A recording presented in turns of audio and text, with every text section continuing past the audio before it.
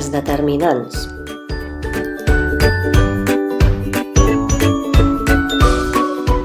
Són paraules que acompanyen el substantiu per concretar-lo o determinar-lo.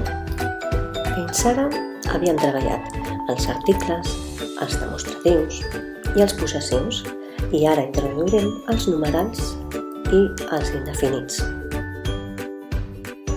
Començarem, doncs, pels articles.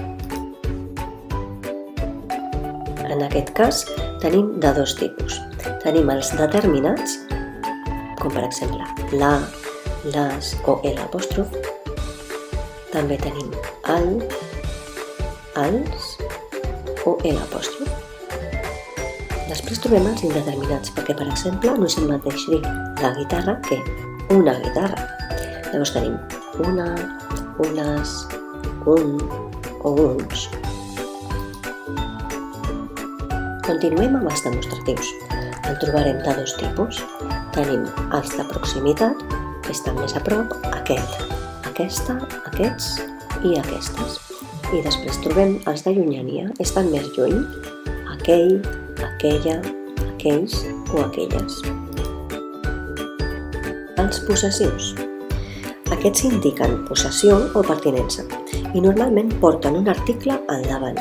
Els trobem en primera, segona i tercera persona. Fixeu-vos en la primera persona, meu, meva, meus, meves, o les formes del plural.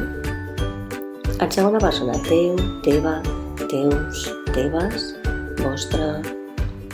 Tercera persona, seu, seva, seus, seves.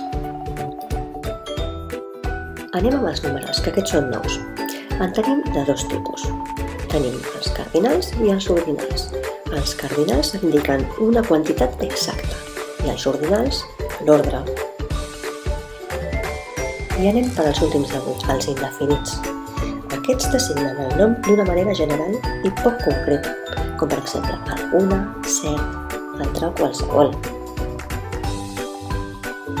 I fins aquí els determinants d'avui, articles, demostratius, possessius, numerals i indefinits. Això és tot per avui. Un petó!